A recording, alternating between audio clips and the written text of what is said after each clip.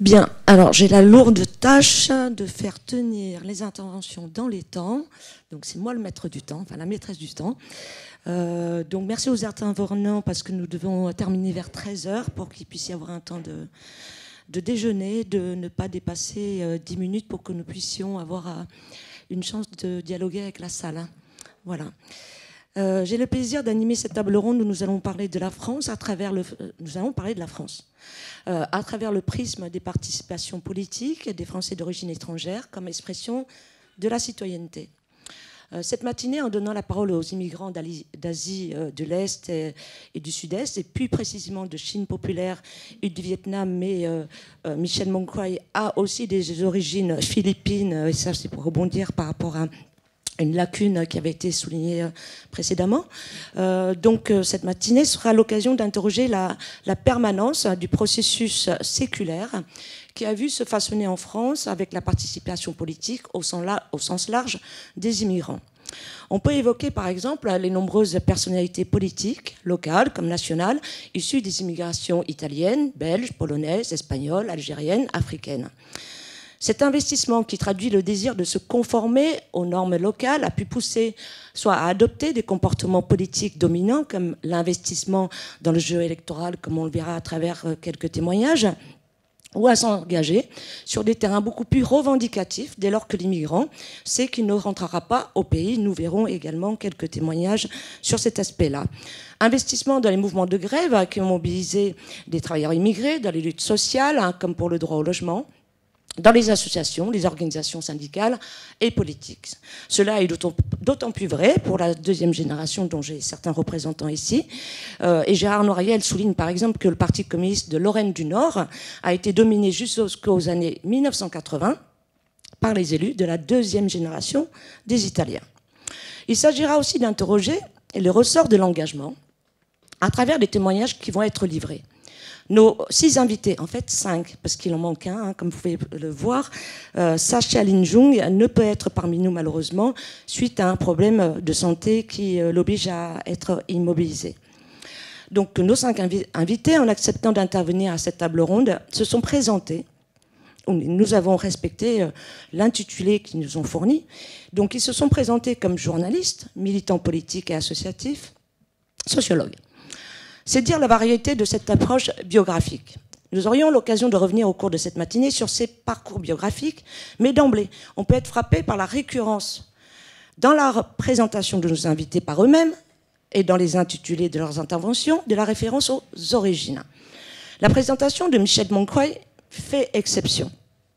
Semble-t-il, et nous aurions information ou confirmation de cette hypothèse, sans doute, oui, sans doute, parce qu'il est à la fois chinois d'origine, laotien et philippin. Et donc là, ça renvoie également, je rebondis par rapport à la difficulté de circonscrire l'espace géographique et donc d'avoir des travaux de synthèse sur la migration asiatique. En dehors de cette exception, la fidélité aux origines est le point commun aux autres interventions, qui est aussi une permanence qui caractérise l'engagement des issus de l'immigration. Comme l'a rappelé encore une fois Gérard Noiriel, il s'agit d'entretenir la culture du groupe d'origine en revendiquant l'authenticité ou l'ethnicité. Dans ce rapport social, il y a un conflit entre la culture d'origine donnée, la culture d'origine dominée et la culture du pays d'accueil dominante. Apparaît clairement ce conflit qui a un rôle socialisateur avec les intervenants de ce matin qui se sont engagés pour défendre pied à pied leur groupe d'origine.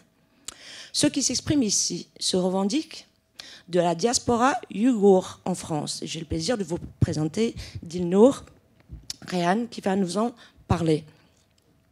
Ou de l'association des Chinois résidant en France, Sacha Linjung, qui n'est pas là. du mouvement des citoyens français d'origine vietnamienne et du Conseil représentatif des associations franco-vietnamiennes de France, en la personne de Valérie Vuon, ou de l'Association des jeunes chinois de France, en la personne de Rui Wan, et de l'Association chinois de France, français de Chine, dont la présidente est Tarama Louis.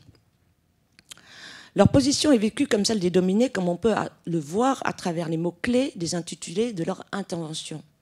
Parmi ces mots-clés, j'ai relevé discrimination, insécurité, droit à la reconnaissance, à l'indifférence. Redisons-le avec Bourdieu, la stigmatisation agit comme un principe générateur de pratiques. Cependant, l'exception constituée par Michel Moncoy ne l'est sans doute qu'en apparence. En effet, on peut être fidèle à ses origines de plusieurs manières. J'emprunte aux travaux des historiens qui m'ont précédé pour rappeler que la fidélité à la mémoire du père engendre des principes de base qui permettent de comprendre les engagements fréquents des représentants de la deuxième génération dans les causes défendant les stigmatisés plutôt que les membres d'une communauté ethnique ou nationale. C'est ce qui explique la forte présence des issus de l'immigration dans les associations, comme Michel, qui luttent pour des idéaux plus universels, comme pour faire respecter les droits de l'homme, exprimant de fait leur position de trait d'union entre là-bas et ici, faisant d'eux des agents d'une citoyenneté mondiale active. On peut citer par exemple le fort engagement des Français d'origine vietnamienne dans la lutte pour les victimes de l'agent orange, conciliant universalité et fidélité aux origines. En ce sens, les raisons de l'engagement politique des Français d'origine étrangère ne trouvent pas toujours leur ressort dans le contexte interne à la société française. À travers ces témoignages, on pourra être attentif au parcours biographique de nos invités pour resituer les engagements dans une histoire de l'immigrant faite de son passé d'immigrant et poursuivre ainsi la pensée d'Abdelmalek Sayad. De la même manière, et j'en terminerai par là, nous serons aussi attentifs aux interventions dans ce qu'elles pourront nous dire de la période que traverse la France aujourd'hui, marquée par le retour de la question sociale, parce que l'engagement ne peut être détaché de la période dans laquelle il s'inscrit.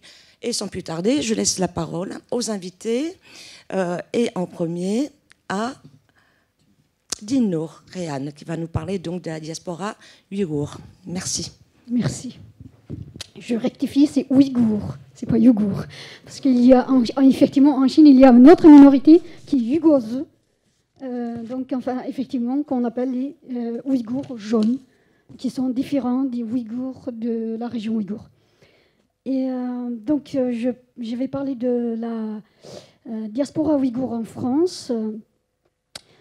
Qui est une diaspora très jeune, très nouvelle, dont je suis moi-même issue de la diaspora ouïghour française, qui a commencé d'ailleurs avec ma génération, avec moi. Donc ça fait à peu près 15 ans que les Ouïghours sont présents en France. Et la diaspora française, elle est très différente des autres diasporas ouïghours, je veux dire. Parce que ailleurs en Europe et aux États-Unis ou alors en Amérique en général, les diasporas ouïghours, elles sont plutôt politiques, majoritairement politiques. En France, en revanche, la diaspora ouïghour, majoritairement étudiante, donc non pas politique. C'est une grande différence et aussi caractéristique pour tout ce qui pour les activités menées aussi par la diaspora ouïghour en France, qui sont très distinctes des autres ouïghours, enfin des ouïghours des autres pays. En Europe, les ouïghours sont massivement, enfin, les ouïghours les plus nombreux se trouvent plutôt en Allemagne, aux Pays-Bas, mais aussi dans les pays scandinaves. Dans toute l'Europe, la population ouïghour, c'est à peu près 10 000 personnes. Donc, en France, on est à peu près 1 000 personnes. Donc, c'est une petite diaspora. Cependant, enfin, les Ouïghours en France ont une place importante dans la diaspora ouïghour européenne, du fait de sa différence, justement. Comme je soulignais, dans les autres pays européens, les Ouïghours sont plutôt une population politique, donc qui sont venus avec une demande d'asile, qui sont ensuite, plus tard, soit ils se sont naturalisés, soit ils sont restés réfugiés politiques. Bien entendu, cela ne veut pas dire l'ensemble de cette population dans les autres pays sont politiques, mais il y a aussi des étudiants, mais majoritairement, ce sont des populations qui sont venues avec un but politique. En France, la population ouïghour a commencé avec une génération étudiante début des années 2000, qui sont maintenant trentenaires, à peu près, tous à peu près trentenaires, qui ont terminé les études au bout de 15 ans et qui se sont installés en France pour une part, parce que comme une partie importante aussi, ils ont terminé les études, ils sont repartis dans le pays.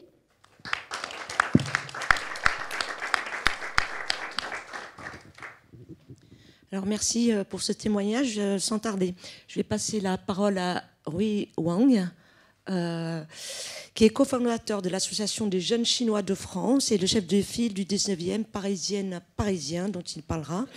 Son intervention s'intitule « Engagement de la communauté chinoise, du droit à la reconnaissance au droit à l'indifférence ». Merci. Oui, j'ai voulu parler du droit d'abord à la reconnaissance, parce que moi, je suis arrivé en France quand j'avais 7 ans, et mes parents étaient sans papier, on vient d'un milieu paysan.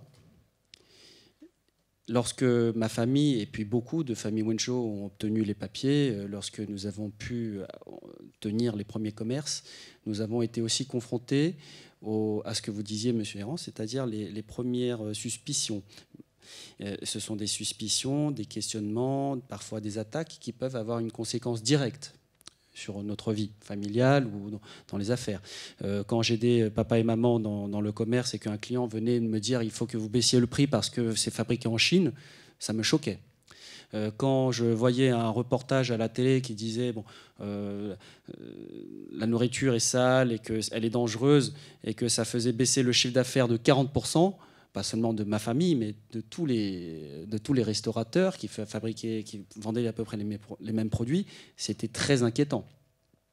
Et pour finir, lorsque je lisais des articles dans la presse qui suspectaient des étudiants chinois de faire de l'espionnage industriel dans les entreprises françaises, notamment Renault, je m'inquiétais aussi sur mon propre parcours, sur mes propres possibilités d'ascension sociale.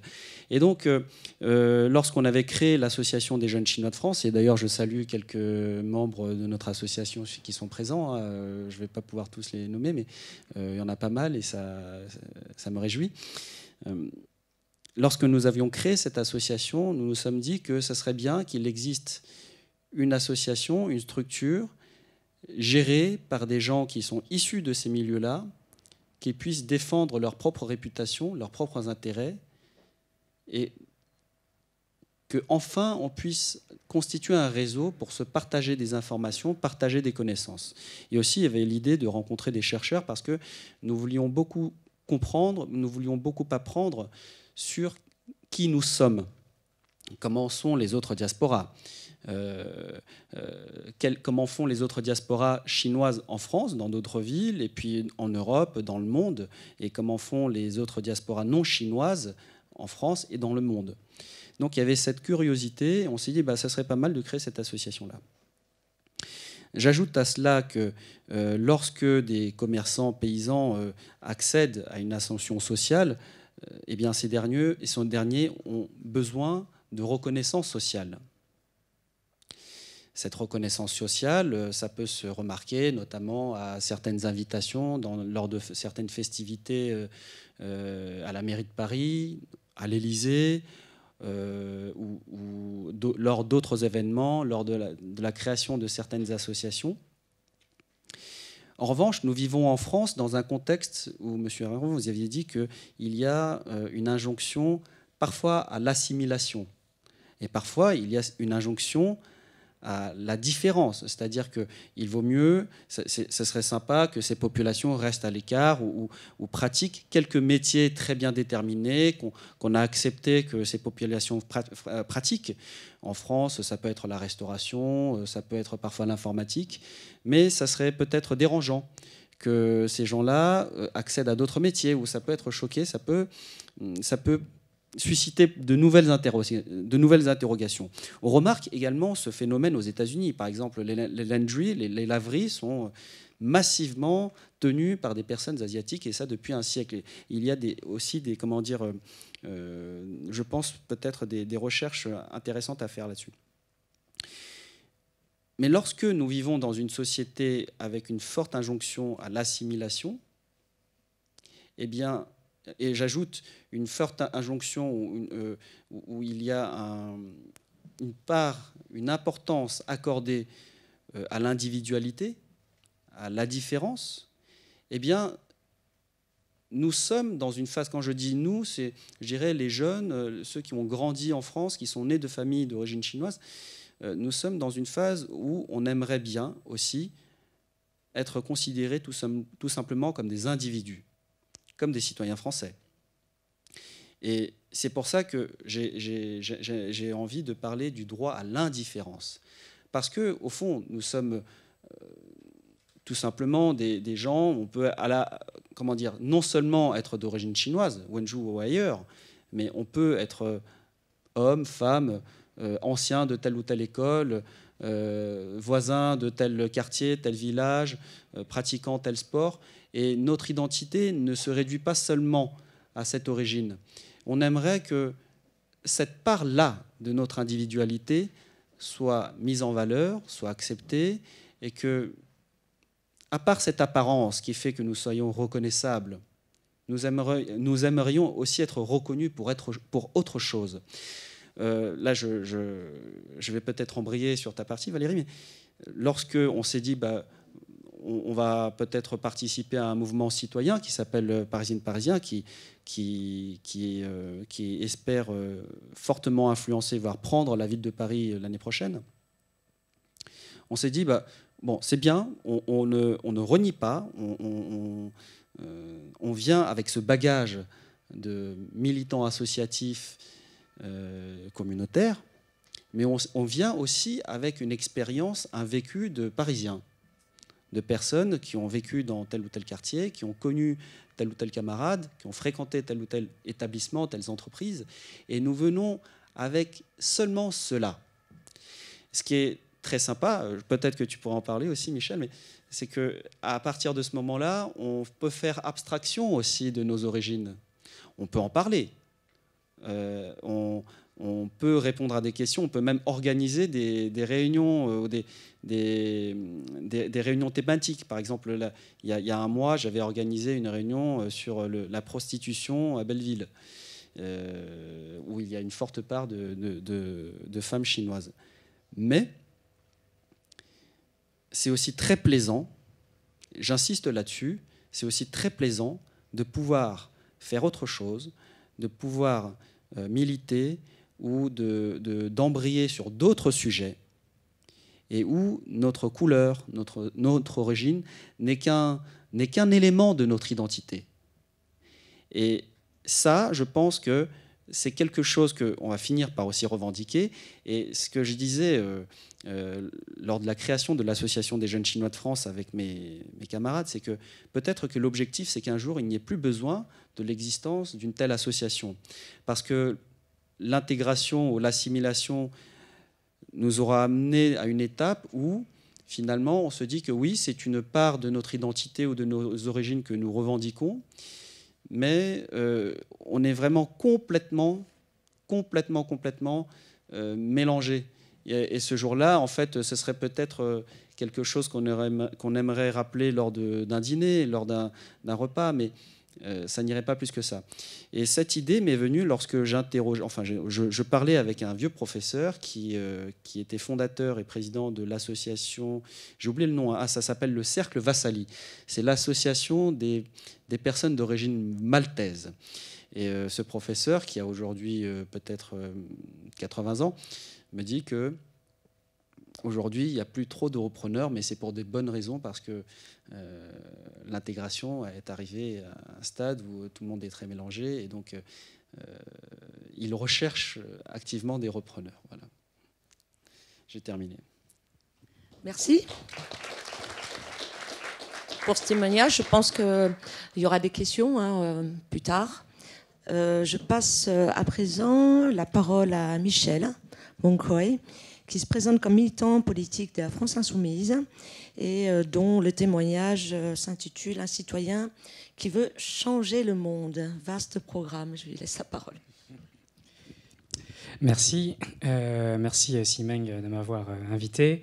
Merci à Rui de m'avoir en tout cas recommandé auprès de Simeng. Bonjour à tous. Alors, je vous avais dit qu'en fait, je n'avais pas vraiment préparé cette intervention. Je pense que c'était plus une question-réponse. Je pense que j'ai mal lu l'email.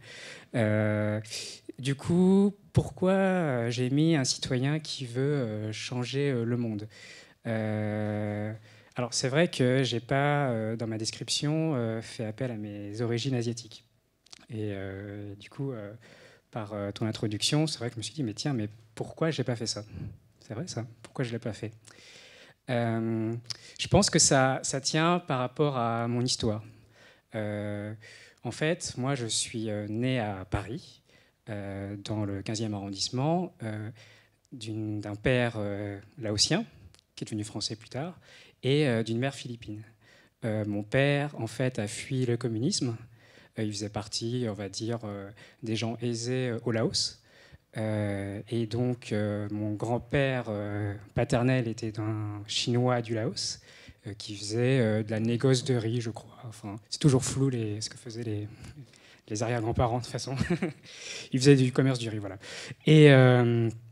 Et donc voilà, une famille aisée, et donc ils ont dû fuir le communisme.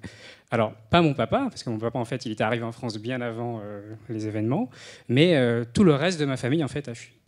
Mon père, en fait, est arrivé en France, a fait des études et est devenu conducteur de taxi. Voilà. Et donc un père laotien, une mère philippine, donc justement, je ne sais pas si vous le savez, en tout cas je vais vous le dire, comment fonctionne la diaspora philippine. En fait, c'est en gros, je crois que le PIB national des Philippins de l'étranger, ça représente un nombre à 2 chiffres. Je ne connais pas le chiffre, mais c'est très important. En gros, les Philippins travaillent à l'étranger comme des working ladies ou bien des jobs pas très payés, mais en tout cas, il y a une très très grande diaspora. Et du coup, ma mère, en fait, est venue en France parce que sa tante était déjà en France par je ne sais quelle raison.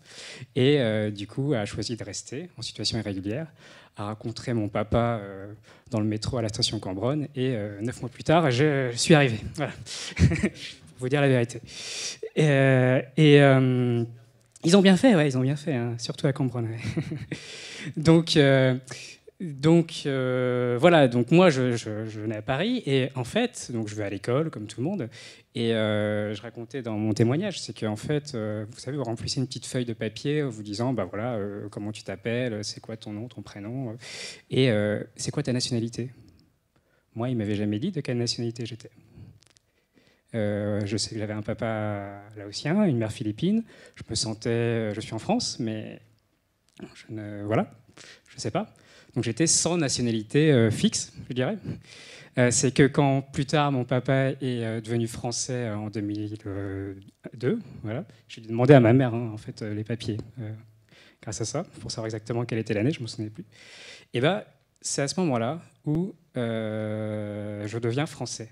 Et je pense que c'est un marqueur très fort pour moi parce qu'en fait avant oui, j'avais des parents d'origine asiatique, oui, je mange beaucoup de riz, j'adore ça d'ailleurs, je le revendique, mais je me sentais intimement français parce que dans le 15e, voilà, il n'y avait que des gens, des Français.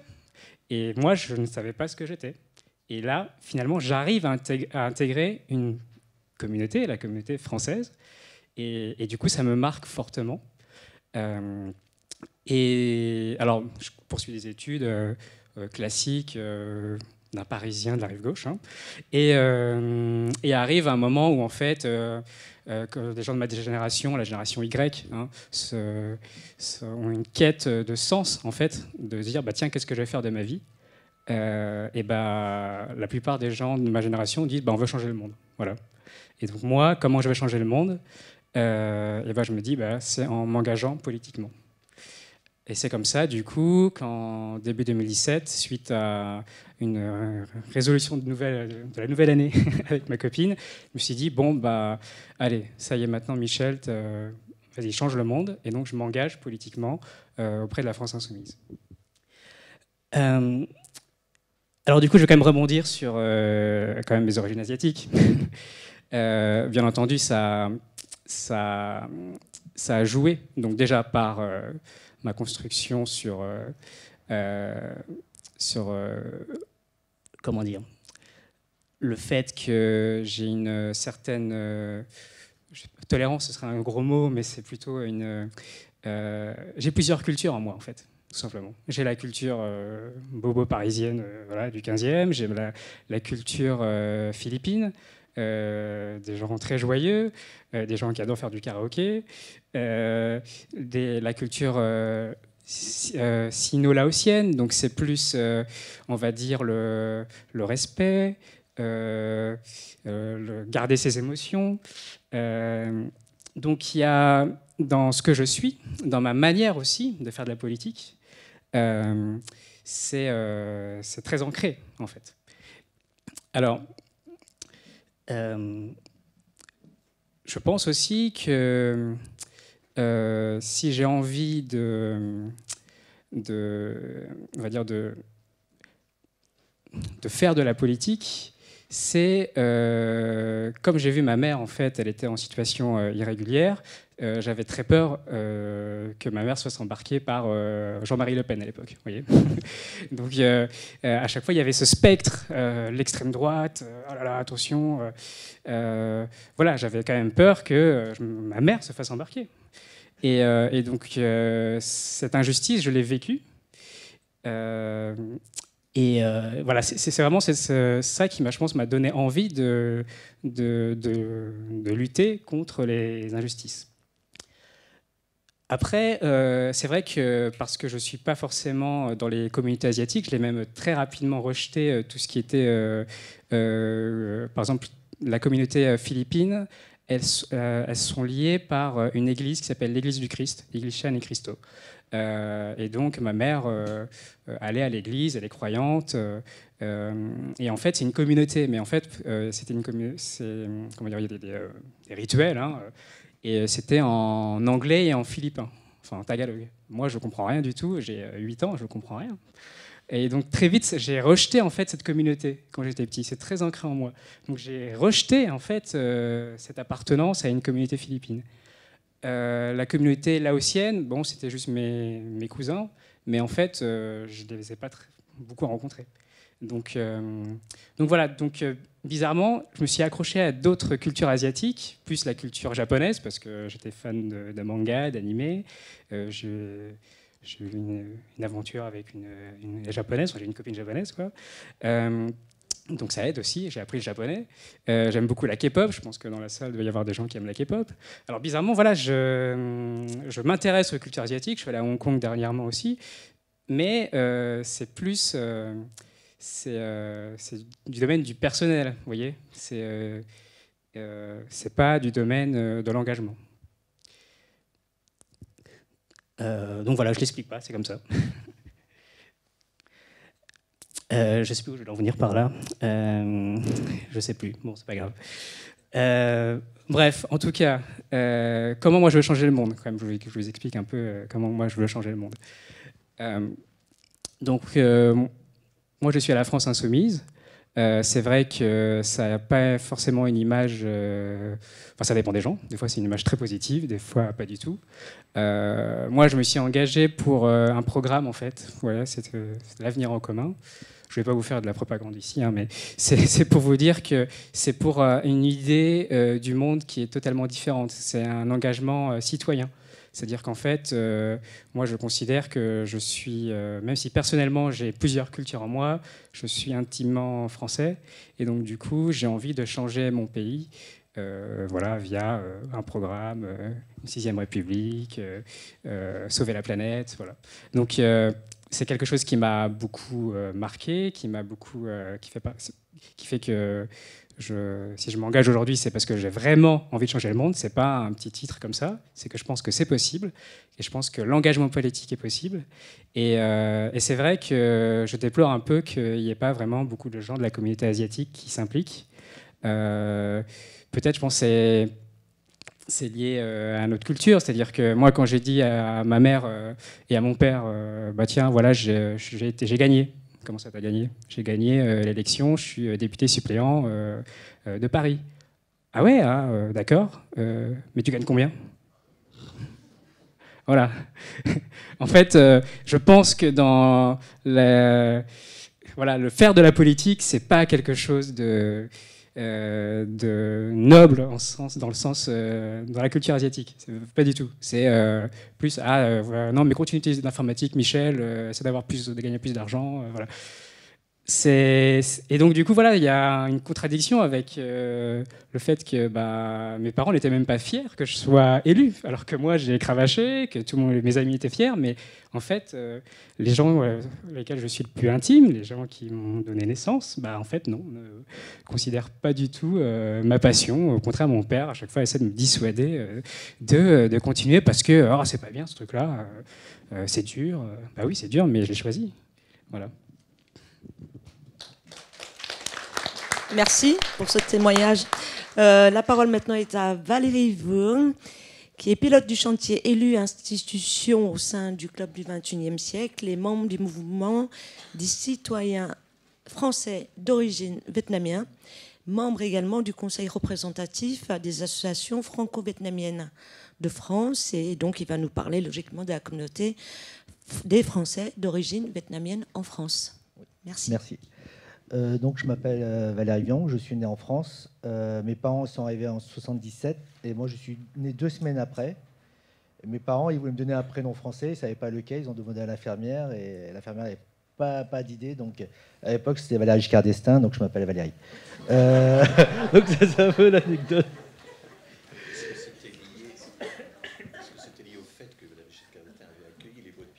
Non, c'était l'infirmière qui, je pense qu'elle n'avait pas d'idée non plus, donc elle a dû dire bon, c'est le président de la République. Donc je vais vous parler rapidement de la diaspora, de la communauté française d'origine vietnamienne en France. C'est environ 350 000 membres.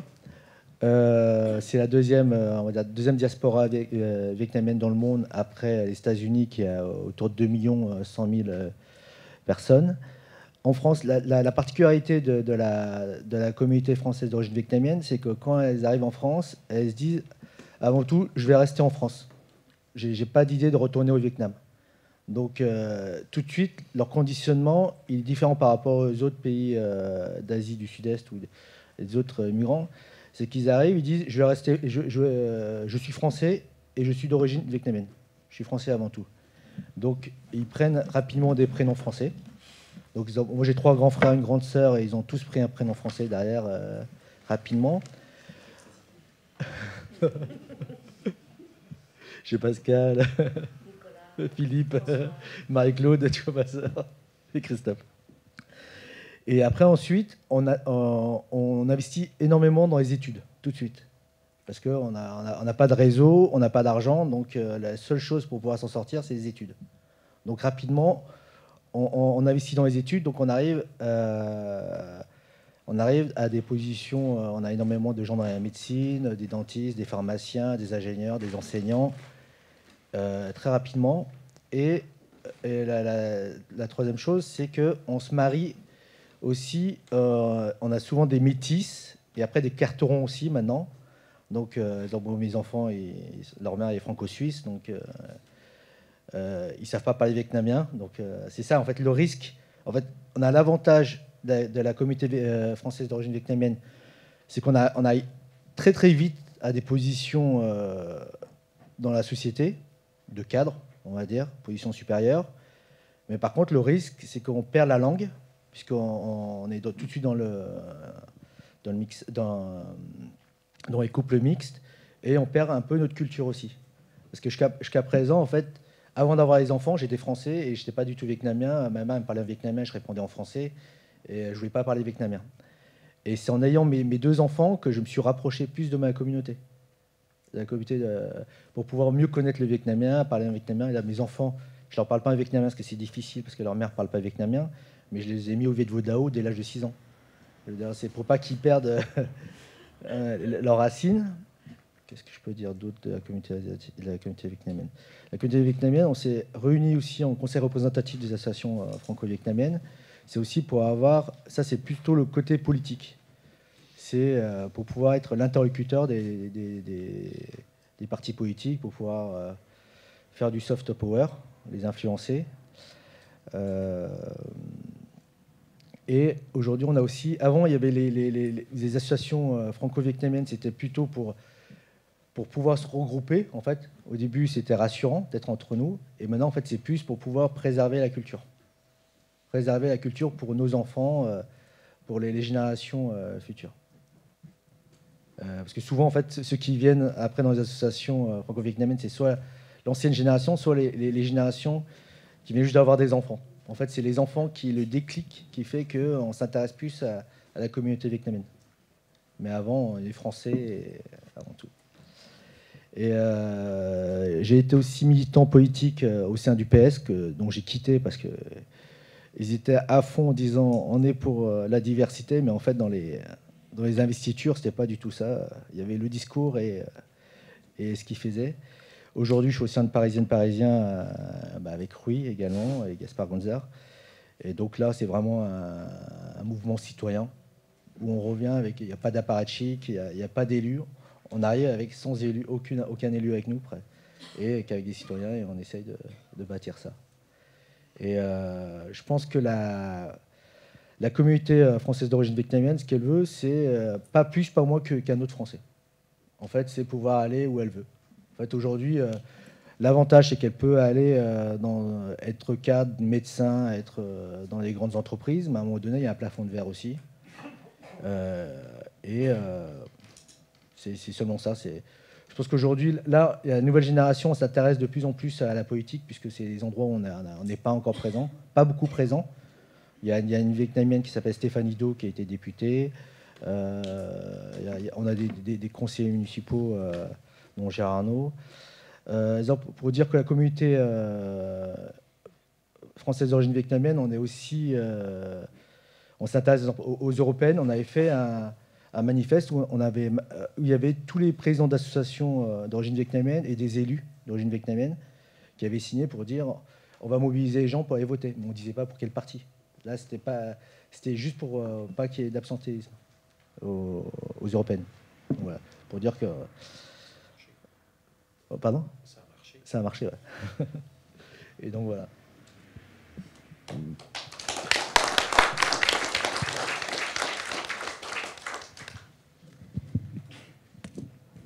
Merci de ce témoignage. Finalement, vous êtes des Français comme les autres, hein, entre ceux qui veulent changer le monde et puis ceux qui voudraient peser pour avoir plus de décisions pour gérer le monde tel qu'il est. Finalement, vous êtes représentatif de la France. Je laisse la parole à notre dernière intervenante, Tamara Louis, qui est... de l'association, je la laisse présenter son association parce que l'intitulé est assez long et j'aimerais bien d'ailleurs avoir des précisions sur cet intitulé. Et elle va nous parler des hiatus entre les communautés chinoises de la Chine et de l'Asie du Sud-Est et les autorités françaises dans la lutte contre l'insécurité. Le mot insécurité étant le mot-clé de son intervention. Merci. Merci. Alors, c'est quoi ta question sur l'intitulé ? C'est ton association. Ah, l'association, d'accord. Merci de l'invitation. Alors, je suis là, n'est pas, contrairement aux 3-4 personnes qui me précèdent, ne parle pas de mon propre expérience, plutôt de mes observations sur le terrain en tant que journaliste. Donc, je vais essayer vous donner quelques éléments, éléments factuels sur le phénomène de l'insécurité ressentie et observée par la communauté chinoise. Et puis, je vais vous donner 2-3 questions je vais avancer quelques hypothèses, questions de ma propre observation entre la rupture entre la communauté, l'ensemble, hein, y compris l'asiatique d'origine Asie Sud-Est et la communauté chinoise d'origine de la Chine, et les autorités françaises, donc la force policière et la justice. Pour moi, c'est compris dans les pouvoirs publics, la rupture entre les deux parties dans la lutte contre l'insécurité. Alors, selon mes informations, depuis 2005, les agressions physiques visées les habitants d'origine asiatique ont été remarquées par les associations dans le quartier de Belleville. Alors, d'une part, les associations ont alerté les autorités de la recrudescence de la violence, et d'autre part, c'est l'association qui œuvre la médiation, le dialogue entre les habitants et les autres communautés ethniques dans le quartier, dans le but de développer, dans le développement de vivre ensemble. Sauf qu'il y a peu de résultats de leur travail. En 19 juin 2010, c'est la plus grande manifestation qu'on peut observer dans la capitale, organisée par un collectif d'associations chinoises, ont été lieu entre Belleville et Nation, toujours dans la revendication de la problème de l'agression, de l'insécurité dans le quartier. Alors, il s'ensuit la deuxième, l'année suivante, le 20 juin 2011. Alors, face à ces deux grandes manifestations, les commissariats de Paris-L'Est, donc le bureau est basé à 20e arrondissement, convoquent plusieurs acteurs de quartier, dont les représentants des associations, faire des réunions de consultation, essayer de trouver des issues dans la lutte contre l'insécurité. Alors, à l'issue de ces consultations successives, il y en a plusieurs, il y a 2 décisions qui ont été prises, en tout cas annoncées. La première, c'est la reconnaissance du statut de la victime de la violence.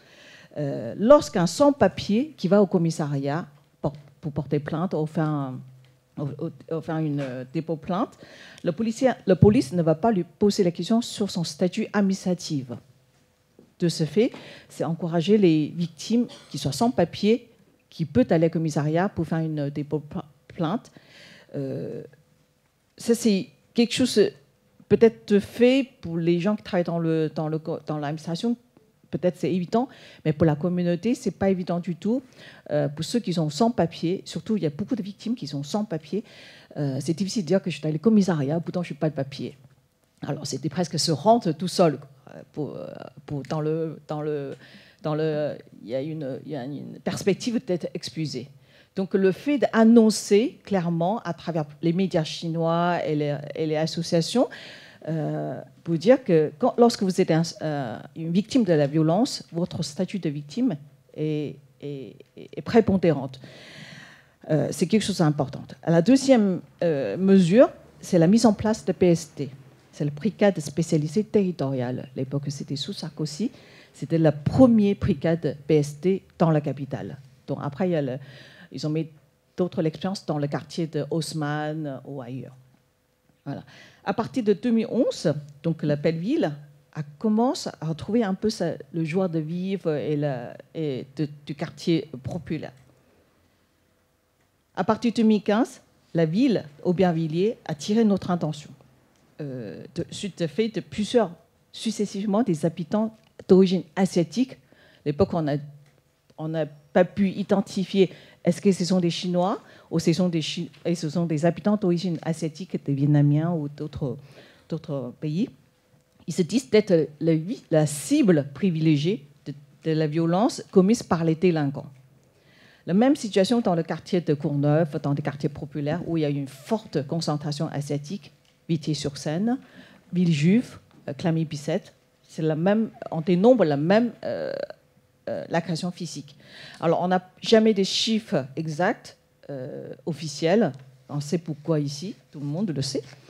Jusqu'au jour où il y a un ouvrier chinois, 49 ans, qui s'appelle prénommé Zhang Chaoling, a succombé à sa blessure de l'agression dans la rue d'un dimanche 6 août tranquillement se balader dans la rue suite à une agression il est décédé. Alors, à partir de là, il y a un mouvement. C'est le couteau qui déborde le vase. Il y a plusieurs manifestations. Donc, au début septembre 2016, avec Heureux, on est impliqué pleinement dans la plus grande manifestation à Place de la République. Il y a 2 revendications, on n'a pas beaucoup plus, de la communauté dans l'ensemble de Gandhi asiatique. La première, c'est l'augmentation de la présence policière dans le quartier. Le deuxième, c'est l'installation des caméras de surveillance dans les rues. C'est les 2 choses qu'on peut revendiquer clairement sur le papier. Le reste, blablabla,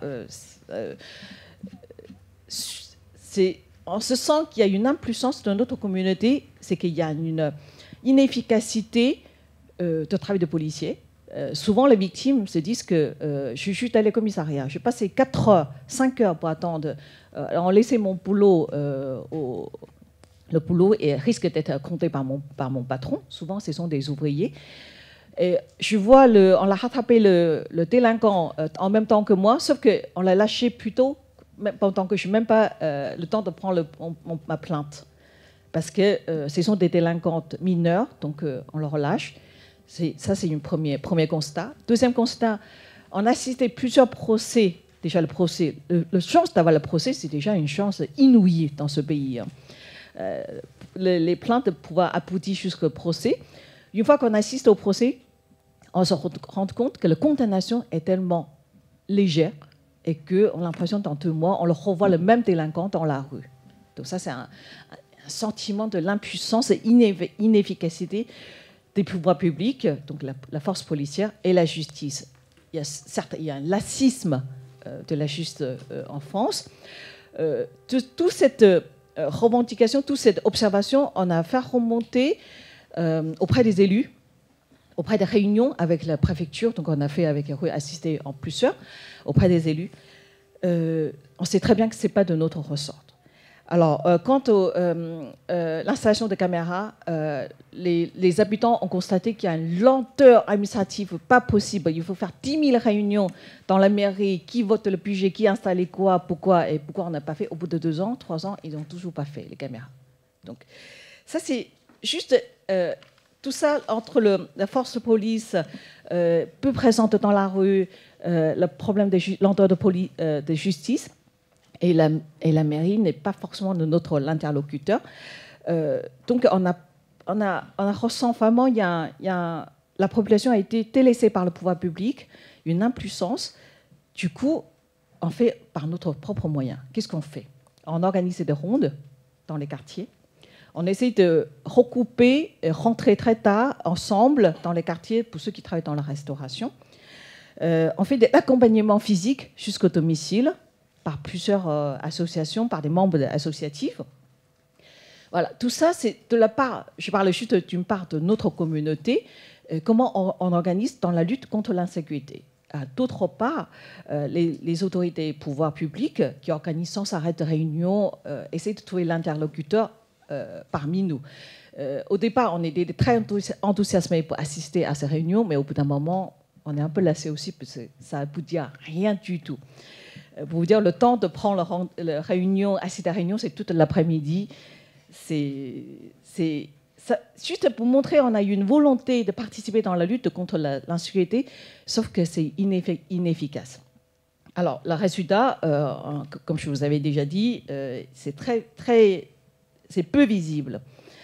Alors, deuxième point, je vais juste vous rappeler le fait, c'est que octobre l'année dernière, octobre 2018, les policiers ont interpellé 11 personnes de 19 à 19 ans qui ont commis des délinquants et des violences visant asiatiques. De ce fait, on est très content d'avoir rattrapé ce banc de personnes. Sauf que la police lançait l'appel de témoins pour trouver des victimes. Il y en a très peu se manifester. Alors les policiers vont dire, alors mince, pour une fois, on a rattrapé les méchants et il n'y a pas de victimes. Et le récent, je cite un deuxième exemple, récent, le mai 2019, le commissariat, je veux dire, le brigade commissariat de Paris-L'Est, Vitry, Vitry-sur-Seine, ont été interpellés 4 individus entre 17 ans et 19 ans soupçonnés d'avoir agressé des personnes d'origine asiatique dans le quartier de Vitry-sur-Seine, 13e arrondissement, Villejuve. Notre association, les associations de collectives, a lancé un appel à témoins. Je ne vous dis pas les chiffres, pour l'instant, on n'a pas des chiffres. C'était très peu, il y a très peu de résultats. Tout ça pour dire que la communauté commence à l'ensemble de la communauté, la population, je ne dis pas tout le monde, commence à avoir un peu ras-le-bol, on peut dire que ça ne sert à rien, même en rattraper le méchant, ça ne sert à rien d'être identifié, d'aller identifier. Encore, on a trouvé des victimes qui veulent bien identifier les personnes en garde à vue, ils ne veulent pas aller jusqu'à la procédure, constituer les parties civiles. Donc il y a encore une autre étape à franchir. Entre nous, entre les collectifs, on essaie de trouver la victime, et après on essaie de convaincre les victimes porter plainte, constituer partie civile jusqu'au tribunal. Alors tout ça, c'est un parcours de combattant. Je vous épargne toutes les difficultés qu'on a rencontrées. Alors, dernier point, juste pour dire que non seulement la population victime de l'agression, les touristes aussi. Je ne vous cite pas tous les faits. Tous les 2-3 mois, on l'entend à la presse. Le quart touristique chinois a été attaqué par des délinquants dans le quartier. On a presque préparé un guet-apens où on l'attendait devant l'hôtel. Donc, tous ces faits, il y a un moment un peu lassant de l'entendre. Alors, je termine par... je me posais 2-3 questions. Première question, c'est que M. Héran a soulevé, la première chose, c'est que comment vivre avec d'autres communautés, le conflit ethnique entre les migrants. Quand je suis assisté au procès de Zhang Chaoling l'année dernière, parce que c'est en huis clos, parce qu'il y a des mineurs, un des agresseurs dans le poste accusé, il lui dit que dans le 93, il y a une rumeur circule, les Chinois sont riches. Quand le juge lui demandait pourquoi vous attaquez les 2 Chinois qui n'ont pas le moindre signe à l'extérieur de richesse, dans la rue de 1 août 2016, lui, ils disent que dans la rumeur, tout le monde le sait, les Chinois sont riches. Alors, je me pose une question, c'est qu'il y a une envie, il y a une jalousie, les Chinois d'aujourd'hui, je parlais de l'ensemble de la communauté, et à l'instar des Juifs de l'année 30, on est devenu la cible d'une envie ou d'une jalousie inexplicable.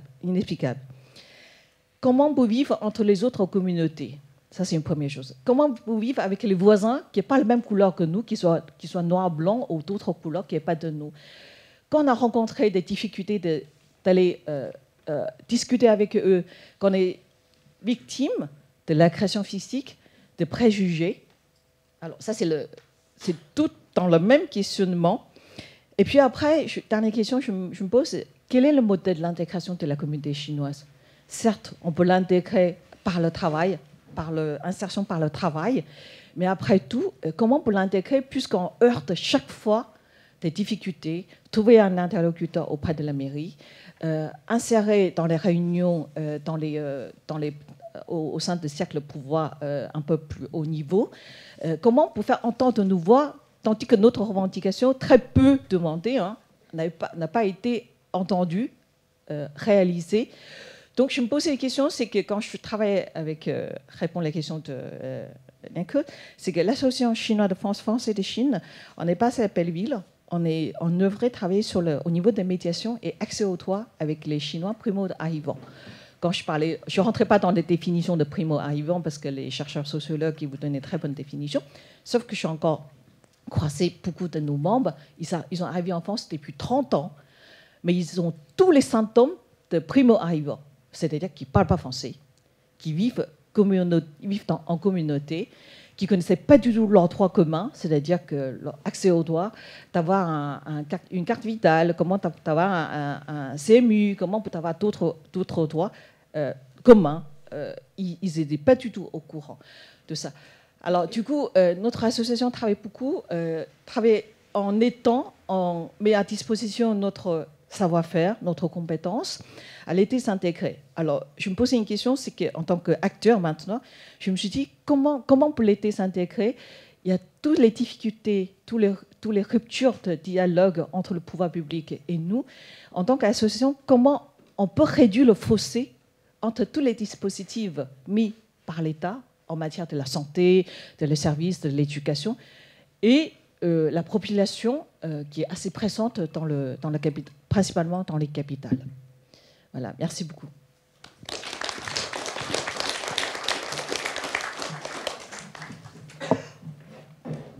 Alors finalement, il reste pas mal de temps là pour la discussion et l'échange avec la salle. Je me permets non pas de prétendre une synthèse sur une réalité aussi complexe et qui renvoie justement à la difficulté d'aborder les questions de l'immigration d'origine asiatique. On a vu, que ce soit à travers la presse et y compris dans les travaux universitaires, il y a un glissement très rapide dans la terminologie, c'est-à-dire qu'on commence à parler de l'Asie, d'immigrants asiatiques, et puis très rapidement on arrive à migrants chinois. Donc les mots sont très très importants et témoignent aussi de cette difficulté finalement à circonscrire de quoi on parle. Et je crois que un des chantiers prioritaires que l'on a à faire en tant que chercheur, c'est aussi de définir de quoi on parle, avec quels mots. Et la difficulté, c'est la catégorisation, parce qu'on est dans une espèce de catégorisation d'État qui prend en charge l'immigrant lorsqu'il arrive en France, sauf que cet immigrant, il est fait de son passé. Et en fait, si vous prenez le cas de Michel, le père d'origine laotien, mais dont le grand-père est chinois et dont la mère est philippine, en fait, cela témoigne parfaitement de la richesse de la circulation en Asie de l'Est et du Sud-Est. C'est-à-dire qu'en fait, ce sont des immigrants, d'immigrants. C'est-à-dire qu'à la limite, il faudrait qu'on revienne à la genèse et aux sources.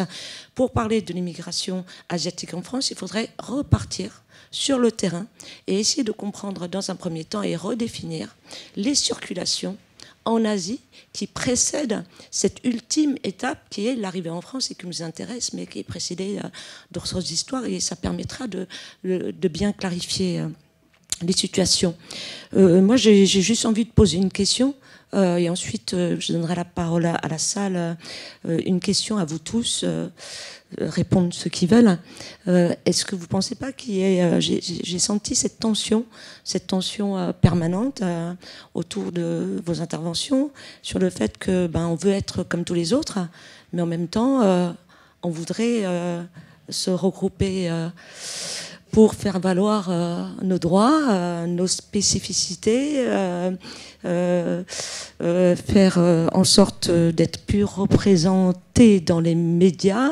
Et là, en fait, il y a une sous-question, c'est que cette sous-représentation dans les médias que certains d'entre vous avancent, est-ce que c'est de données ressenties? Est-ce que c'est établi par statistiques? Parce que moi, au contraire, je pense que dans le milieu des médias, vous avez énormément de Vietnamiens. Et pas que les médias, c'est pas que le représentant aux 20h, c'est tout ce qui est le métier lié à la production de l'information, et je pense qu'il y a une surreprésentation justement des Vietnamiens. Donc d'abord, est-ce que vous voulez répondre sur la tension? Oui, moi j'ai travaillé aux médias. Donc une chaîne de télé progressiste sur Internet. Et en fait, il y avait une volonté justement d'afficher la diversité qu'il n'y avait pas dans les télévisions traditionnelles. Typiquement, on avait Rémi Kenzo Pages, qui est journaliste, qui est d'origine à moitié japonaise. Et on avait deux journalistes donc à la peau noire, quoi, donc qui étaient. Alors je connais pas leurs origines, honnêtement, je n'ai pas demandé parce que pour moi c'était juste français, mais voilà, il y avait une volonté quand même d'afficher cette diversité qu'il n'y a pas à la télé. Après, plus en général, parce qu'il n'y a pas que les médias, donc il y a aussi la politique. Moi, en fait, j'ai un peu switché de bord. Enfin, je n'ai pas encore vraiment d'opinion sur on va dire ce qu'il faut faire de la discrimination positive. Alors, j'aime pas le mot discrimination parce que c'est très, ça enferme. Mais alors, au début, je dis non, en fait, faut pas. Chacun ses chances. Et après, je me suis je suis tombé dans le piège quand j'ai vu Fleur Pellerin justement devenir secrétaire d'État au numérique. Alors je travaille dans le numérique en plus, donc j'étais obligé de tomber sur elle. Et ben en fait ça m'a donné envie aussi. Je me suis dit bah tiens, on peut être asiatique et réussir. Pareil, je me promenais dans l'Assemblée et j'ai rencontré cette députée de la République En Marche d'origine asiatique vietnamienne du coup. Je ne savais pas, Stéphanie Do. Alors c'est bizarre parce qu'entre asiatiques on se repère très facilement, forcément. Et voilà, on a eu un regard en fait. Mais on ne se connaît pas. Mais parce qu'on a des origines asiatiques, et ben on se dit ah bah tiens, toi t'es là, mais qu'est-ce que tu fais là? Voilà. Et c'est vrai que dans le mode politique, à part, je crois que Jean-François Placé, c'est ça, il n'y avait pas, et Fleur Pellerin dernièrement. Il y a eu ce député de la République En Marche qui a fait des petites stories. Voilà, ouais, bon. Mais voilà, c'est. Le secrétaire du PS est eurasien. Ah oui, il est eurasien, c'est vrai. Ouais. Donc, en fait, je me suis rendu compte que le fait de finalement nous-mêmes s'engager en politique fait que derrière, on peut susciter finalement l'engagement politique d'autres Asiatiques, de personnes d'origine asiatique. Et donc, je ne sais pas si je réponds à la question vraiment, mais tiens, je passe la parole à Rui. J'aimerais prendre un angle un tout petit peu différent et partir d'une remarque. Ce sont vos deux associations, Tamara et Valérie. Valérie, le club du 21e siècle, qui est en fait un club d'élite de la diversité. Les fondateurs sont souvent aussi des héritiers des élites coloniales, hein. Et puis, Tamara, ton association que je connais aussi, en fait, ce sont vraiment des migrants, les couches les plus populaires, les plus basses de la société. Et même si on peut dire, voilà, monsieur un tel, club du 21e siècle, origine chinoise, et monsieur ou madame je sais pas quoi, qui fréquente association chinoise de France, français de Chine, en fait, ce sont des gens qui sont complètement différents. Ce sont des classes sociales différentes, avec des besoins différents. Je comprends que les élites de la diversité aient besoin d'accéder à des postes, des statuts plus élevés. Tout le monde a le désir de la promotion sociale. Mais les besoins sont tellement différents que on peut pas. C'est difficile d'avoir des luttes communes. Et c'est pour ça que il y a besoin d'associations différentes. En revanche, pour revenir tout à l'heure donc à la question, est-ce qu'il y a une tension, est-ce qu'on est plus dans le désir de fondre dans ce moule, ou est-ce qu'on est plus dans le désir d'avoir une reconnaissance spécifique? Je pense qu'au fond, c'est les deux. Parce que comme nous avons des identités multiples, on aimerait que chaque pan de notre identité soit valorisé. Et quand chaque pan de l'identité est valorisé, c'est l'individualité qui devient valorisée. Mais il y a un point sur lequel j'aimerais insister, que je trouve très important, c'est que, je passe du coq à l'âne, je reviens en fait à la remarque que j'ai posée, c'est-à-dire qu'en fonction de la classe sociale, du capital social, économique, culturel qu'on détient, les besoins deviennent différents, et puis les parcours, les désirs deviennent différents. Lorsque on est issu de milieux paysans, on ne maîtrise pas bien la langue française, peut-être parfois même la langue chinoise, et qu'on ne connaît pas bien les rouages de l'administration française, on est dans l'autocensure. Donc quand des gens n'osent pas aller porter plainte, des gens ne veulent pas aller voter, c'est l'autocensure. Et s'il y a quelque chose, je pense que l'élite ou ceux qui accèdent à des postes politiques devraient faire, c'est pas seulement de dire qu'on aimerait qu'il y ait un bon taux de représentation, mais tout simplement de dire c'est possible. Voilà, de dire aux gens bah, c'est possible, il faut se battre, mais c'est possible. En revanche, je pense vraiment personnellement que la discrimination positive, comme tu dis, ou le simple fait de mettre quelqu'un de couleur parce qu'on est accusé de faire de l'homogénéité blanche, ce serait très malsain. Parce que cette personne qu'on a promue est promue seulement en raison de sa couleur et de ses origines. Et encore une fois, elle est mise dans une catégorie. Donc on est tout le temps dans cette dialectique. Et j'aimerais qu'au fond, ce que nous devons faire tous, c'est pas seulement de défendre des couleurs ou de défendre l'accès à certaines couleurs, mais vraiment de permettre à ceux qui sont dans les couches les plus basses, à ceux qui ont des difficultés d'accès aux droits et aux institutions, de pouvoir le faire. Et ça, c'est un énorme enjeu.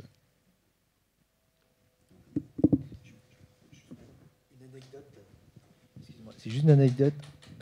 C'est quand je suis dans le chantier élu institution, quand on va rencontrer des élus, au départ, là aujourd'hui je parle de diversité, mais on n'emploie plus le mot diversité devant les élus, parce qu'ils se braquent tout de suite. Pour diversité, ils se disent quota, donc ils disent qu'est-ce qu'ils veulent, ils veulent leur place, leur quota, et après ils se braquent et ils se referment. Tandis que maintenant, quand on arrive, on rencontre des élus, on leur parle de la France plurielle. On dit on aimerait bien avoir des élus qui représentent la France plurielle. Et eux, quand on leur parle de France plurielle, ils vont nous parler des femmes d'abord, ensuite ils nous parlent des handicapés, et après ils parlent de la diversité naturellement derrière. Mais c'est ça qui est... faut les prendre dans le bon ordre. Donc voilà. Juste rapidement, c'est plus au niveau de cette tension, en fait. Je pense aussi que c'est lié à l'éducation qu'ont les personnes asiatiques. Justement, pourquoi il n'y en a pas assez dans les médias, pourquoi il n'y en a pas assez en politique, c'est qu'en fait, finalement, on se bride nous-mêmes. C'est-à-dire que moi, je fais de l'informatique parce que il y a aussi, on va dire, des préjugés, tout simplement. Une personne asiatique est plus forte en maths, elle est plus forte en informatique, elle est plus forte dans plein de domaines, mais pas d'autres. Donc celui des arts, donc du spectacle et de la politique. Et donc, je pense aussi qu'il y a un gros travail d'éducation. Alors, il n'est pas que pour la communauté asiatique ou d'origine asiatique, il est pour tout le monde, en fait.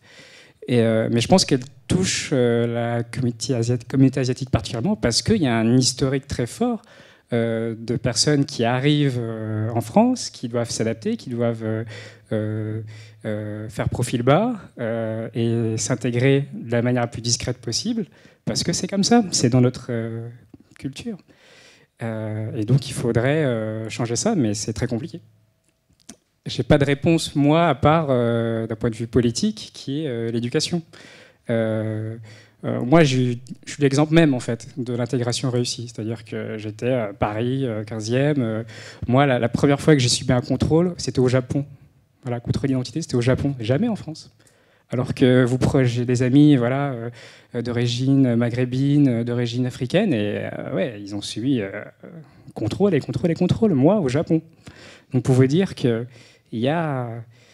faut lutter contre ça. Il faut lutter contre ces préjugés, que ce soit les préjugés des autres et les préjugés de la communauté asiatique.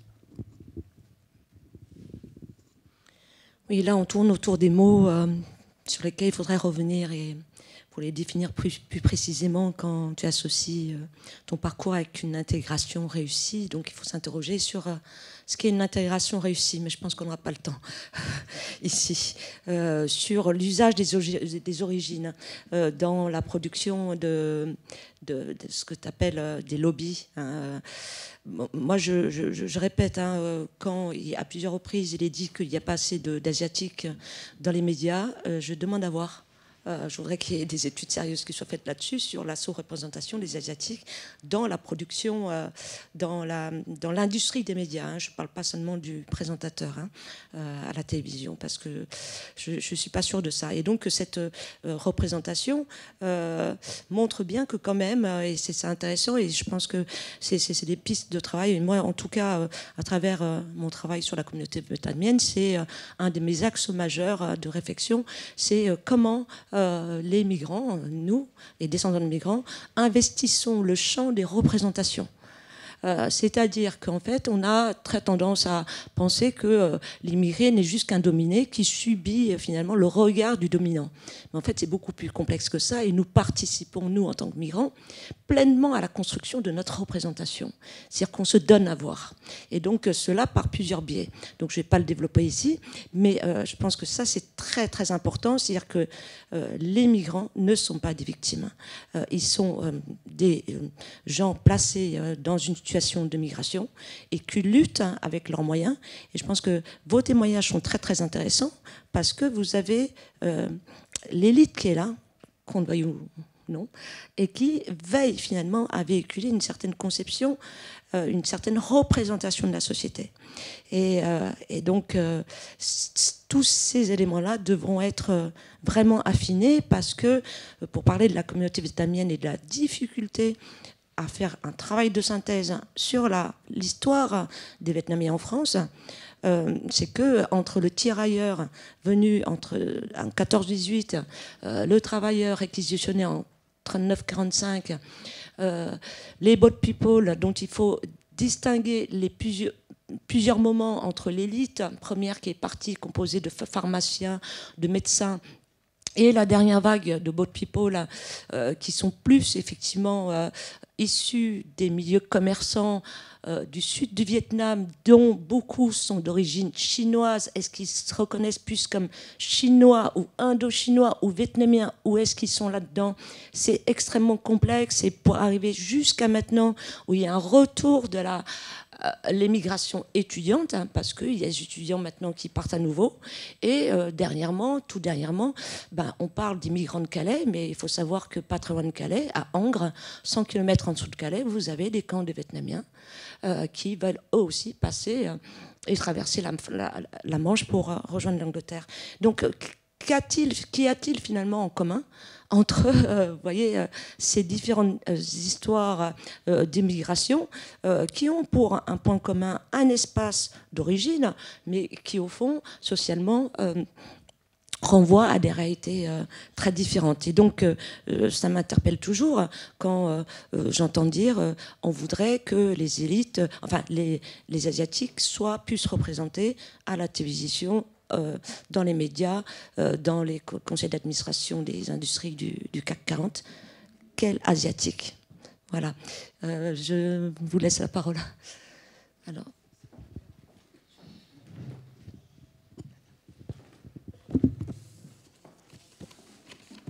Ma question était un peu liée à ce que vous venez de dire, si vous permettez. Bon. Oui, ma question est liée à ce que vous venez de dire. Elle concerne la communauté vietnamienne. Vous avez insisté sur faire remarquer la différence sociale. Moi, je voulais faire remarquer la différence historique. Parce qu'il y a des Vietnamiens qui sont venus en France, disons, dans les années 45, quand ils ont été perturbés par Ho Chi Minh, Bao Dai, qu'est-ce qu'ils font ensemble, pourquoi ils se séparent bien. Ensuite, il y a en 54, après les accords de Genève. Ensuite, quand les Américains sont venus au Vietnam, la guerre américaine. Ensuite, quand Lon Nol et son équipe ont massacré des Vietnamiens au Cambodge et que les Vietnamiens du Cambodge sont venus en France. Ensuite, en 75. Est-ce qu'il y a dans cette communauté vietnamienne en France surtout de l'homogénéité ou surtout de l'hétérogénéité sur le plan historique? On va peut-être prendre 2-3 questions. Au fond, la dame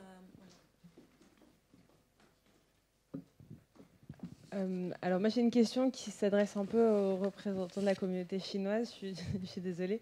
J'ai vécu un tiers de ma vie en Chine et je suis rentrée en France l'an dernier.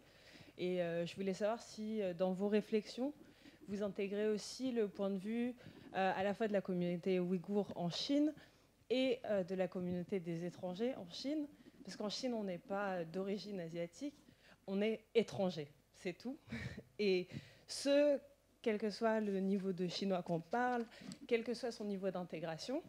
Et je crois que c'est quand même un aspect important, enfin ça me paraît important. Ce statut d'étranger, il est même pas... Enfin, c'est la première chose dont on nous parle, et c'est la dernière chose aussi, au travail, dans la vie, dans la rue. Et la deuxième chose que je voulais savoir, c'est qu'il y a une forte évolution de ce statut en Chine, où on est passé d'une position, pour les Blancs, je parle, parce que c'est une catégorie, il y a les Blancs, les Noirs, et puis les autres. Mais dans les étrangers, on est tous étrangers. On est passé d'un statut un peu à part et une grande forme de laxisme, où je pense que les étrangers pouvaient faire ce qu'ils voulaient en Chine, à la fois en termes de ne pas respecter la loi, qu'en termes de contribution dans les entreprises. Donc on avait un statut qui était plutôt privilégié. Et on est en train de passer à un statut qui est beaucoup plus semblable à celui dont vous parlez, en termes de discrimination, à la fois par le voisinage, la rue, etc., et par la police.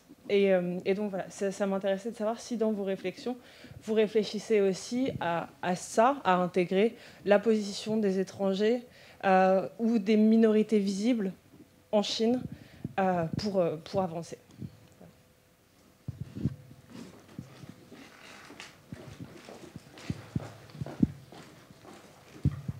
Bonjour, Isabelle Deveau. Je suis blonde, j'ai les yeux clairs, mais j'avais une grand-mère laotienne. Je ne travaille pas dans les médias, ni ne suis une élue. En revanche, je représente la mairie de Paris, mais plutôt l'administration. Et du coup, je voulais donner quelques éléments de réponse aux remarques de Tamara Liu. Donc, j'entends bien tout ce que vous dénoncez, ce que vous pointez sur les problèmes liés à la sécurité, l'absence de réponse satisfaisante des pouvoirs publics et donc également de la mairie de Paris. C'est clair qu'il faut certainement avancer beaucoup plus sur ce terrain-là de manière plus efficace. En revanche, je voulais un peu revenir sur tous les éléments que vous pointiez et sur ce questionnement que vous formuliez sur comment renforcer cette intégration.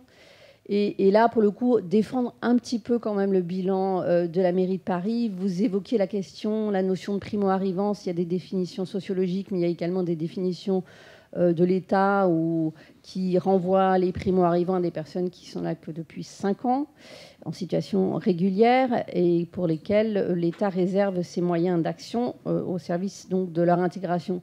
Alors que la mairie, elle, clairement se positionne pour un accueil inconditionnel. Et dans ce cadre-là, soutient de nombreuses associations, dont Chinois de France et Français de Chine fait partie.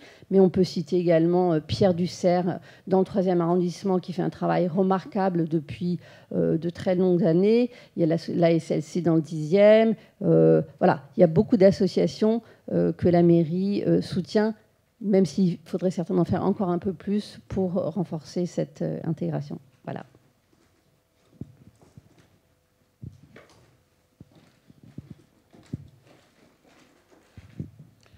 Bonjour, Arthur Thomasin, je suis directeur du conservatoire de Bobigny, donc dans le 93, pas loin d'Aubervilliers. Alors, je m'interrogeais dans tout ce que j'ai entendu d'une façon très, peut-être utopique, en disant que, est-ce que, étant donné la masse de l'immigration actuelle dans le monde, et puisqu'on est tourné vers le 21e siècle, et pourquoi 22e, où je ne saurais pas, ça serait de se dire que la solution n'est pas une solution uniquement politique, mais une question de conscience. C'est-à-dire une conscience de cette terre qui est ronde et de l'humanité, de l'humanisme, dans ce qui est comme vecteur qui permet justement d'éviter des affirmations culturelles autrement, non pas sur un terrain comparatif, mais sur la richesse de ce que l'homme représente, autrement dit, une certaine notion d'universalité. Alors, peut-être qu'en se tournant vers cela, on pourrait déjà descendre de façon algorithmique dans ce qui est, je veux dire, les motivations même de l'immigration.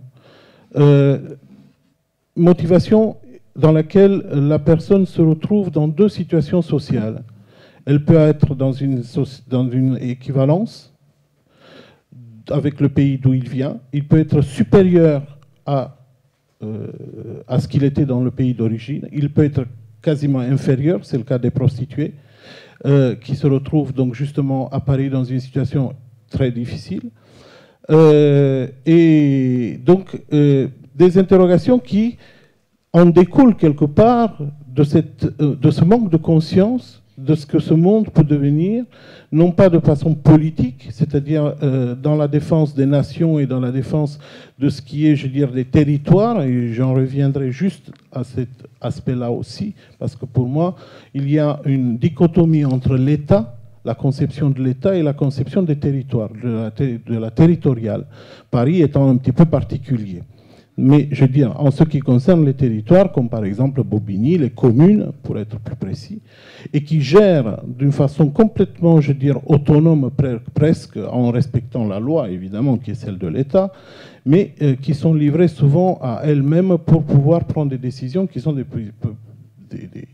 positions et même des solutions très difficiles, éducatives et autres. Voilà.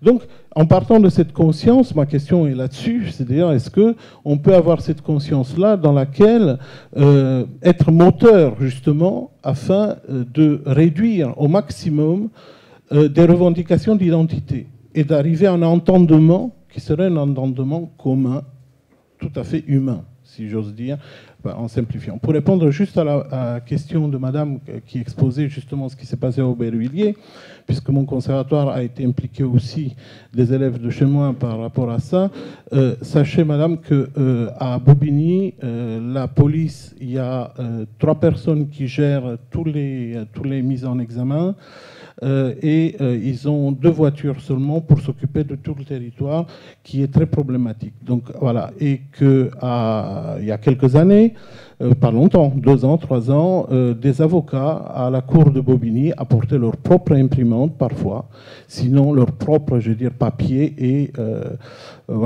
cartouche. Donc ça se réduit à ça. Et les 2 qui ont cambriolé le conservatoire de Bobigny, ils avaient donc 17 ans.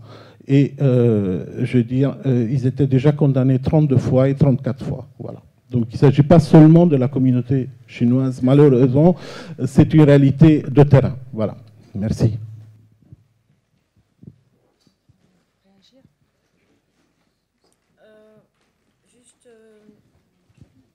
Il y a une remarque et une interpellation de Tamara par le directeur du conservatoire de 93 et la représentante de la ville de Paris. Peut-être que tu souhaites d'abord réagir à ça et puis ensuite peut-être vous pour répondre à la question du monsieur sur les différenciations politiques. Est-ce que c'est une communauté qui n'est pas marquée politiquement par son histoire, la communauté vietnamienne? Voilà, quand je dis les Asiatiques de quartier populaire se disent être victimes privilégiées, je n'ai pas exclu les autres victimes du tout. Hein.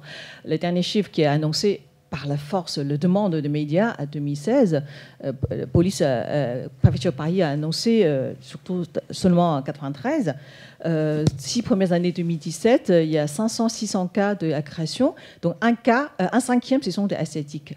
Donc, ce sont des chiffres qui sont officialisés, c'est-à-dire que c'est 1/5 des personnes qui sont des victimes qui sont allées porter plainte sont d'origine asiatique.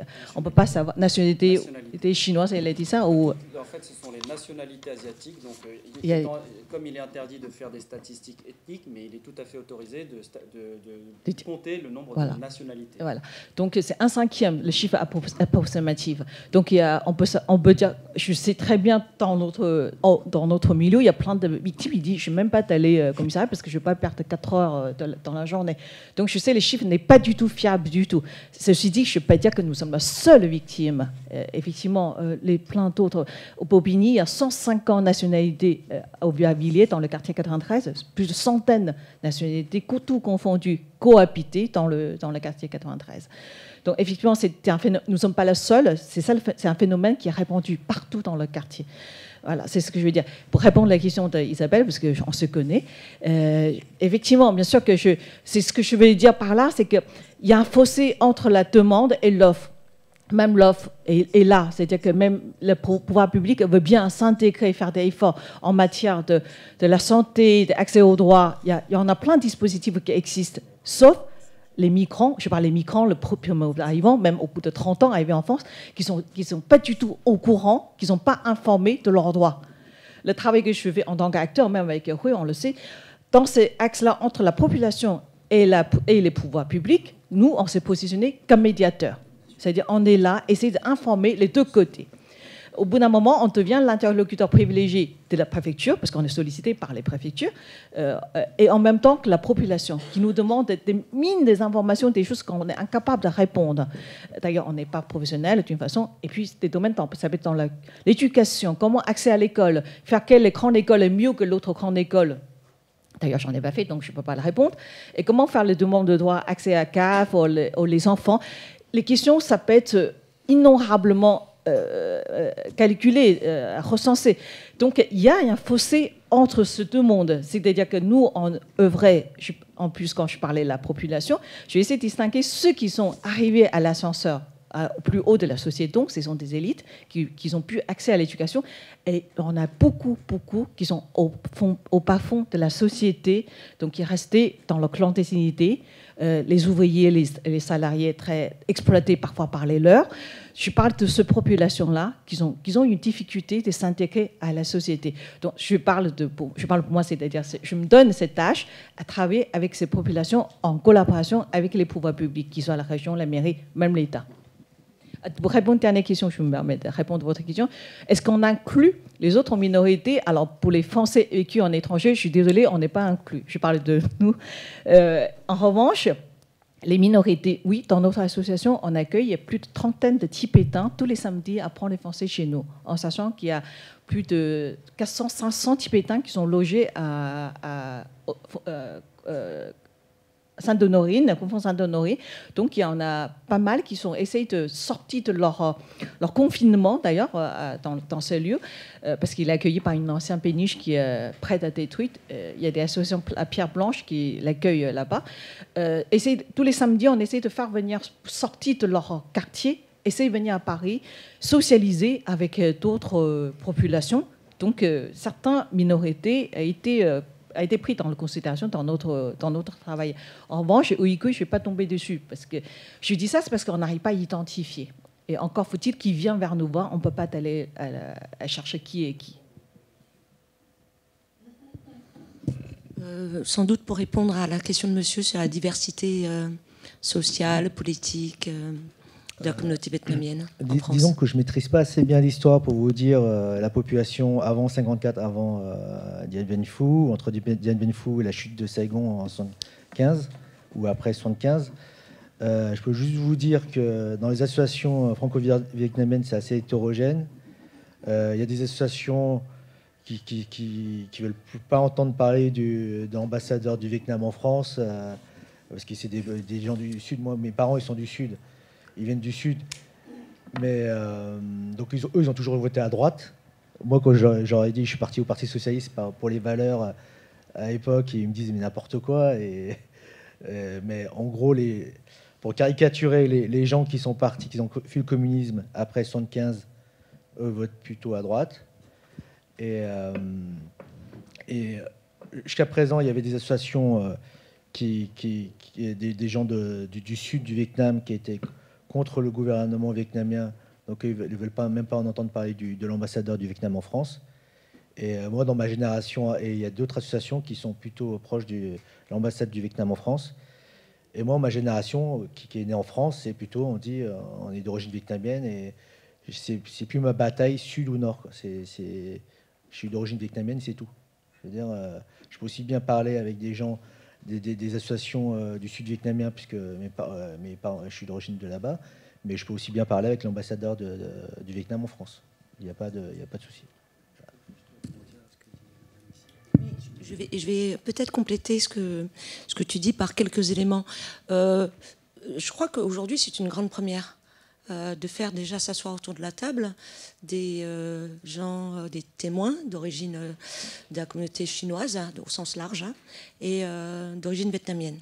Parce que, y compris si on creuse un peu ces aspects-là, il y a une défiance entre les différentes communautés asiatiques. Et ce n'est quand on est à l'intérieur qu'on ressent cette défiance, mais y compris à l'intérieur de la communauté vietnamienne. Il y a de la défiance entre, comme il rappelait, ceux qui sont arrivés avant. Pour nous, la césure, c'est clair, c'est 75. Avant 75, après 75.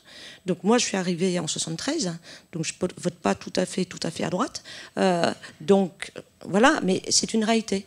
Mais qu'on retrouve en Belgique, et on retrouve ça dans tous les pays d'Europe où il y a cette communauté vietnamienne. Après, il ne faut pas qu'on se trompe non plus. C'est-à-dire que l'histoire vietnamienne, elle est très liée au soubresaut des relations internationales, que ce soit les guerres mondiales, que ce soit la décolonisation, avec les rapatriés d'Indochine dont il ne faut pas oublier la présence en France, qui ont été parqués dans des camps de Sainte-Livrade et à Noyon d'Allier, sur lesquels a travaillé Patrick Simon, comme il a été rappelé tout à l'heure. Et ensuite, les boat people, soubresaut de la guerre froide. Et puis, dernièrement, la mondialisation, avec effectivement tous ces Vietnamiens qui essayent de rejoindre l'Angleterre. Donc, plus qu'une question en fait de date, il y a aussi une question, il faut creuser un peu plus en avant. Et on s'aperçoit que sociologiquement, ce ne sont pas les mêmes qui partent au même moment. Et donc il ne faudrait pas non plus qu'on se trompe en disant que cette immigration qui est arrivée après, elle est de droite ou celle d'avant est de gauche. Et que sociologiquement, qu'est-ce qu'elle représente? Et comment elle se positionne par rapport à la société d'accueil et voilà. Et en fait, moi, ma thèse qui a porté sur les travailleurs vietnamiens qui ont fait souche en France et qui sont vraiment la colonne vertébrale de la communauté vietnamienne en France, qu'on représente comme des travailleurs vietnamiens, en fait, vous apercevez que ce ne sont pas des travailleurs. C'est-à-dire qu'il y a 20 000 Vietnamiens qui arrivent, mais que tous ceux qui sont restés en France, pour 80% d'entre eux, ils sont issus de l'élite. Et donc, voilà, c'est le regard et les catégorisations d'État qu'il va falloir qu'on commence à déconstruire pour regarder la réalité telle qu'elle est.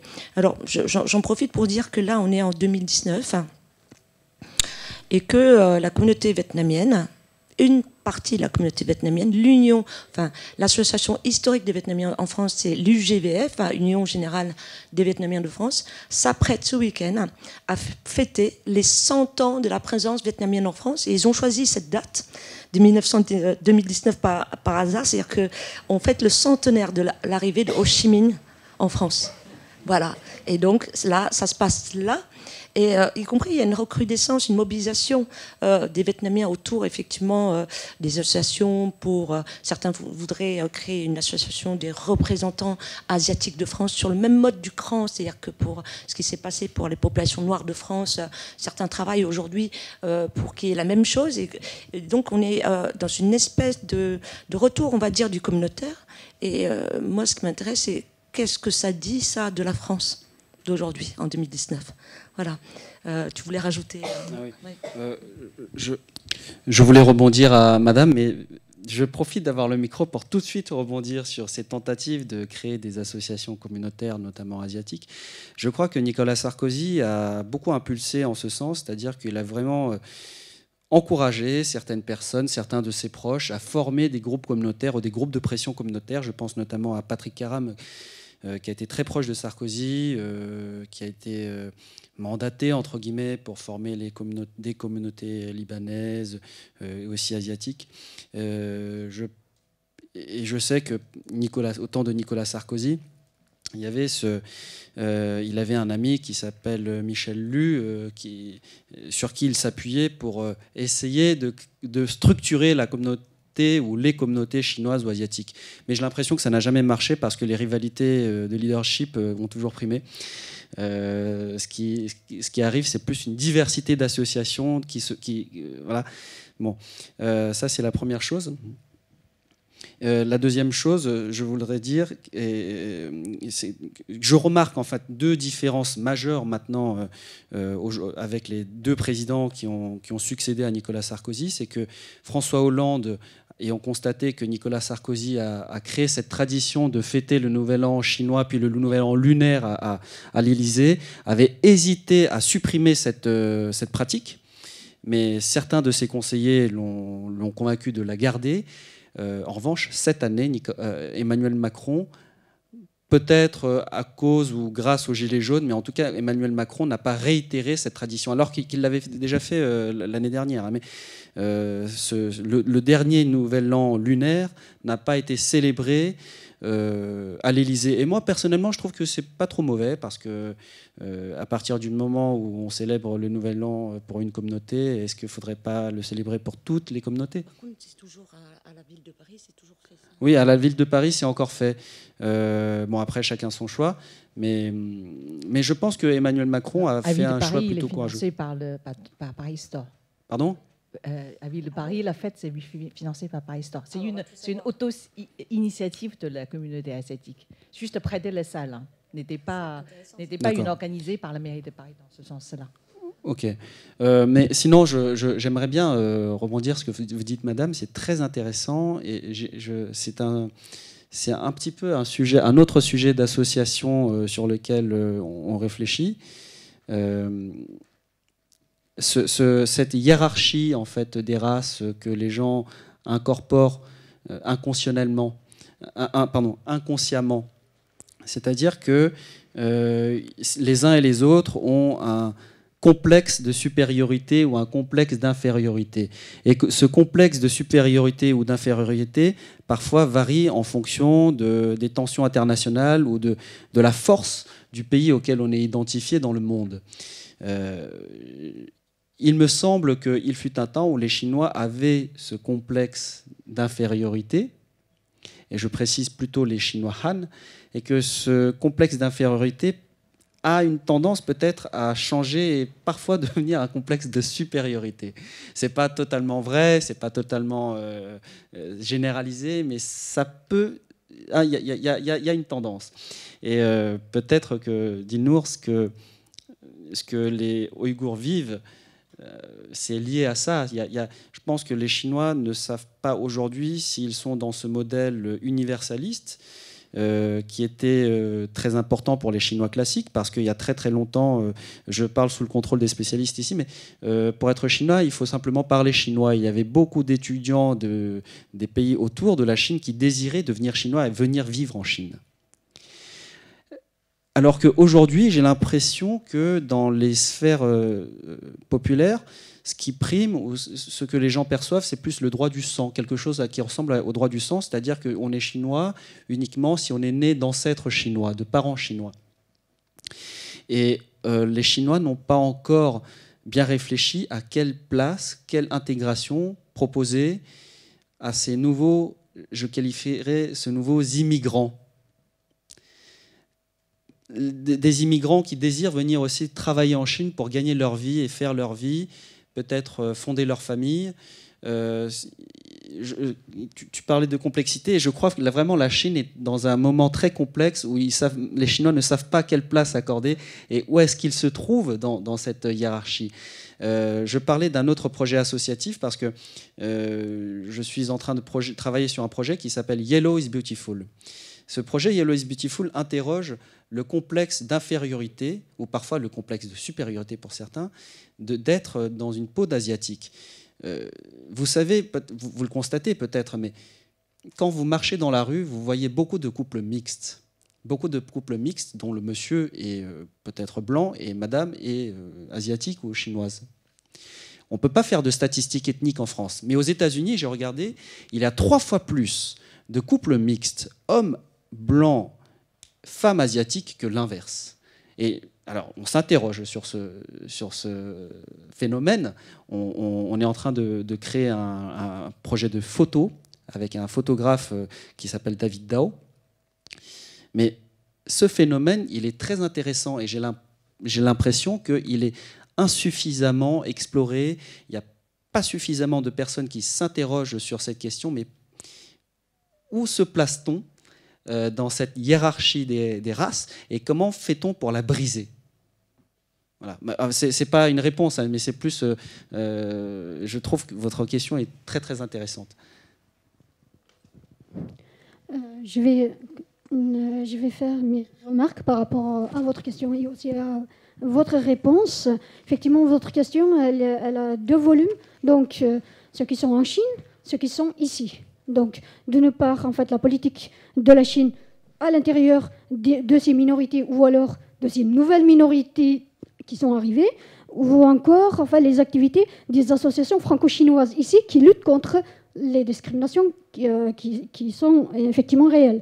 En ce qui concerne, enfin, comment dire, les luttes anti-discrimination ici en France par les associations franco-chinoises qui commencent à être visibles depuis ces dernières années, effectivement pour briser les préjugés sur les communautés asiatiques.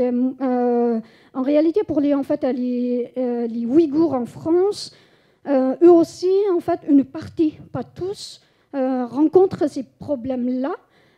Enfin, sachant que en fait, les Ouïghours, en tant que centre asiatique, l'Asie centrale, c'est le carrefour des différentes cultures, des mélanges. Donc, toute l'Asie centrale, comme le Moyen-Orient d'ailleurs, extrêmement variée, physiquement également. Donc, enfin, même au sein de la communauté ouïghour, les gens sont extrêmement différents physiquement.